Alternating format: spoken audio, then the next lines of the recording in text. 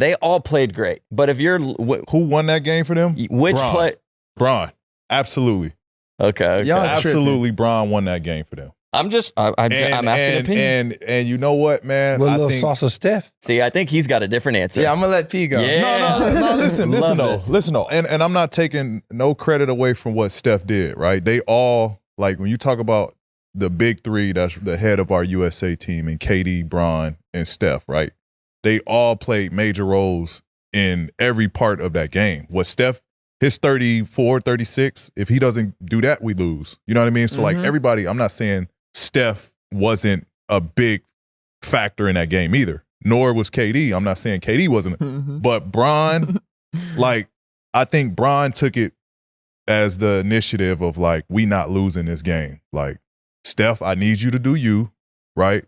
I'm going to get you to rock. We gonna KD had his moments of, like, all right, like, I'm going to put this motherfucker away. I thought what Bron did with his downhill attacks late in the game, him just managing the game, right? When he was coming back, game was close. You saw you saw him getting steam, right? The downhill attacks in transition, finishing at the rim. Like, you saw Bron, like, no. So I don't know. And then the moments of him wanting that matchup with Joker. Like, he was doing everything he could to try to get guys to rotate so he can take Joker. I don't know. I just saw Bron. What's your take?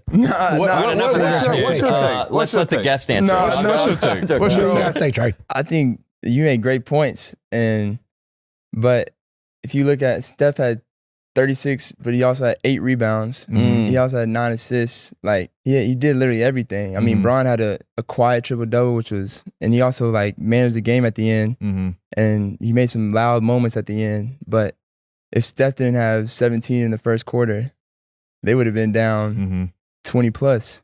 And I feel like we focused at that last part, that later in the game, but there was a 4-quarter game, and Steph started it out, and I ain't gonna lie, it wasn't like Bron was just clamping Jokic. I know he took the initiative. It's Joker though, like, but no, for sure. But like, I know, and I mean, it's not like I'm saying Bron didn't kill today. Like, he's a big reason why they came back and won too. But I feel like today, Steph, if they didn't have Steph today, he was cooking today. Absolutely. I'm not saying, and I'm glad you brought Joel up. I know Aaron's over there like, and I was about to say Joel too. Yeah, I'm glad you, because quietly was balling today. when we had this question, Joel was in that part of my answer as well. I'm glad you brought him up because I forgot about Joel as well. Man.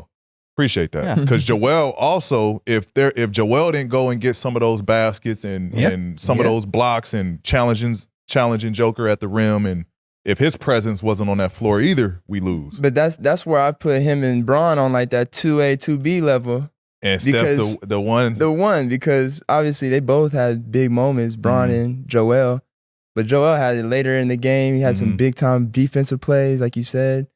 But Steph was doing it the whole game. Even when he had 20 or something at the half or something. Yeah. Like, you should have saw how they was just guarding. There was a possession, I'm like telling, like, my homies, like, look how they're guarding him. Like, he was backdooring, AD gave him he got a little floater and just some easy baskets late. Like, he kind of did it all. I ain't gonna lie, man, like, watching I didn't know he had 8 rebounds too. That was what it was. Yeah, no, that's tough. I didn't know. And I was watching the game. I didn't know he had 8 rebounds either.